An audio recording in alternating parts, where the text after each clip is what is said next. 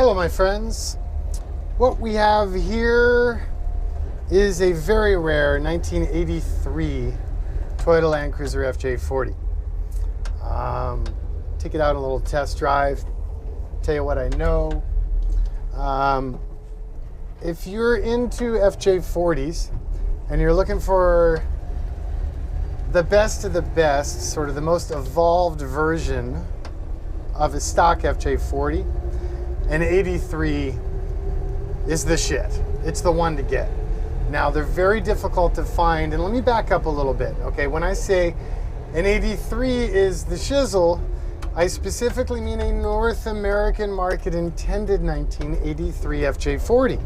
The reality is, the non-USA models, you'll see them coming in more and more. Guys will have them restored in Colombia or whatever, or they'll buy it in Australia and bring it to the US and sell it as this uber rare model. It really isn't. The US specification FJ40s were unique. Any manufacturing year, the US one was different, significantly different than the global model. If I sound a little picky, that's because I am, and I'm kind of bummed the way people have been marketing the gray market trucks as being what they're not. So the reason was the US had higher standards, be it for emissions equipment or safety or customer demands and performance expectations. So the US market trucks were built specifically for the US market. Even the California trucks were California only, but that's kind of trivial. That was just more emissions crap. The thing is a US model truck would, say, have a roll bar when a non-USA didn't. It would have power assist disc brakes when the global model still had drum brakes. It'd have a 3-speed transmission in a non-USA model when the US model would have the 4-speed. Or the better transfer case, and on and on and on. Tons of details. There's really significant differences. So, now that I got that out of my system, and thank you for your patience allowing me to do so, let's talk about this truck. This is a American specification 1983 FJ40. So there were 350 of them delivered to the US that final year. It's funny because if you go to a Toyota dealership parts department, let's say, and they have that little soft foamy thing showing all the different models, they actually only say 1982. So a lot of people, even Toyota themselves in the dealer network, aren't aware there was an 83, but they're the ones to get if you can find it. Now, out of that number of 350, 50 of them, that's an estimated number, no one has the exact number, supposedly had factory power steering and air conditioning.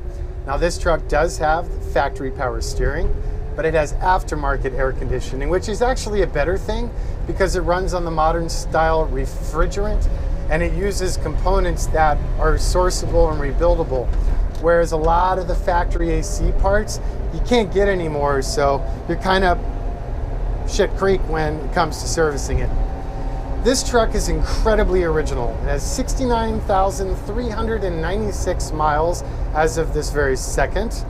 And all original upholstery, visors, dash pad, floor mats, headliner, tool kit. Hardtop has never been removed. And the paint is all original, although I did find I think the fenders and front aprons look like they had been blended at some point in time, but a long time ago, you can't really tell whatsoever. 83s visually, I mean, an 83 mechanically is the same as a 8 of 80 or newer FJ40. So you have the freeway 373 gears, you have the larger 21 and fraction gallon fuel tank. The fuel tank is moved underneath the vehicle. It's no longer a slosh bomb underneath the passenger seat. You have a cable actuated parking brake to single wheel cylinder self-adjusting rear brakes. So better brakes, more responsive, and a self-adjusting system. That was kind of a pain in the butt on the earlier FJs. 8 of 80 and newer have the unique steering wheel and the split case transfer case, 19 spline, which is major improvement over the earlier ones. That also deleted the parking brake drum that would have been transfer case, drum, and then drive shaft, and it just has vibration no matter what you do with it. So again, this has the one where it's a cable actuated parking brake direct to the actual rear brakes, way better. You've got the FJ60, basically the FJ60 spec improved 2F motor, so there's less crap to go wrong there. You have the 6-digit odometer, and then visually, the only thing that tells you an 83 is an 83 is the dash design. They have this center silver and black panel, and that was, from what I've been told, designed from military input, because then you had 6 bolts and you could access the wiring harness, the choke cable, and all the crap you might need to service in the center of the dash. So it was done to ease service interface. You also have the idiot lights for 4-wheel drive and parking brake, woohoo.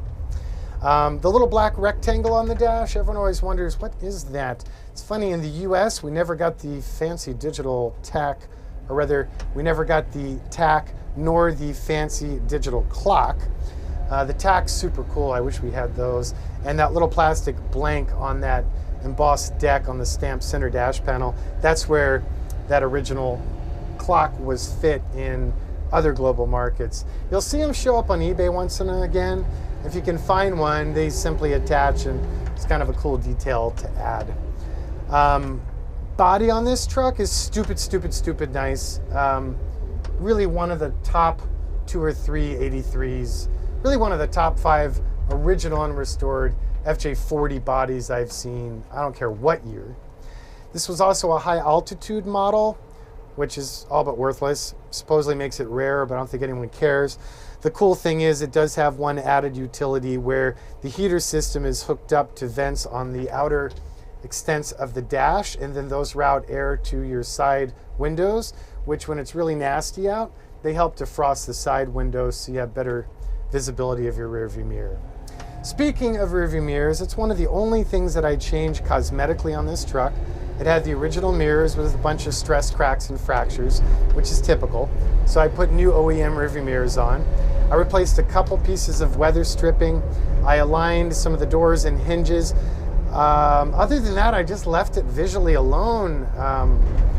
Well, I did a full detail, but the value in a truck like this is in the virginity, the originality of the truck. So I didn't really go nuts in replacing or upgrading anything. I just wanted it to show off just how original it is. It's like a time capsule condition truck. Now mechanically, as with any cruiser we touch, we start with a full inspection. It's about a 37-page list designed specifically for the FJ40. That takes us about 2 to 3 days to do, and then gives us the visibility to take greater responsibility for the truck. So basically, we look at the results of that inspection, and then we go back through the truck and do everything and anything that is not within factory specifications or tolerances. On this truck, I was actually really impressed because that was a really short list. Kind of got away lucky. I only put about $7,000 or $8,000 into the truck, all in all, and prepping it for you. So I did a full factory tune-up. I did new filters, air, and fuel. I did a valve adjustment. I did a new valve cover gasket. I did all new engine belts. I did a new charcoal canister elbow. We cleaned the burr fields and retorqued them. We adjusted the front wheel bearings. Front brakes were perfect. We put new wheel cylinders on in the rear, new parking brake short cables, and new brake hoses all the way around. They were still original.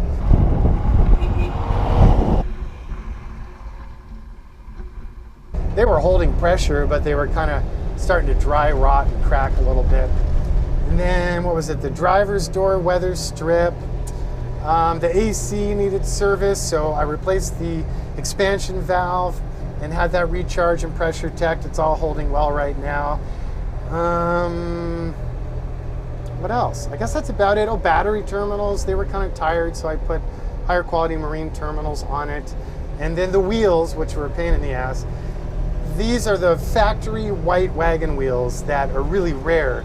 I think they're quite rare because a lot of times people thought they were the cheap Pep Boys white wheels that was common for dealers to put on the truck when they were new, but they're not, they're factory.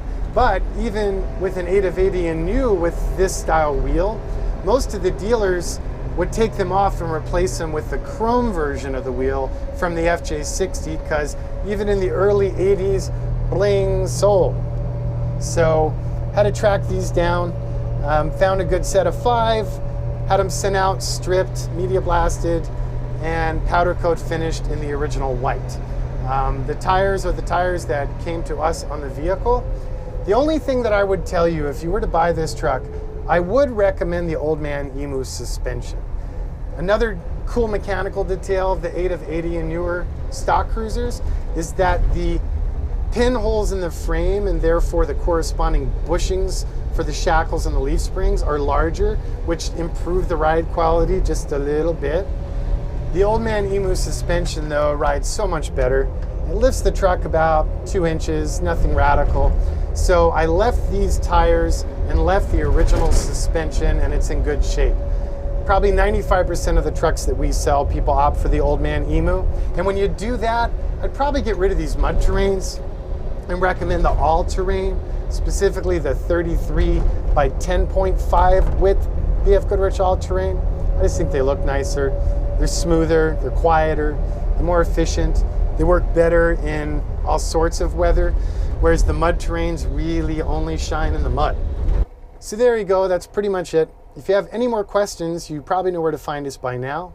Our website is tlc4x4.com. Call us, 818-280-3330. What else? I guess that's about it. This truck should sell pretty quick. It's a really rare opportunity and just an absolutely stellar example of a very original FJ40. Thanks again.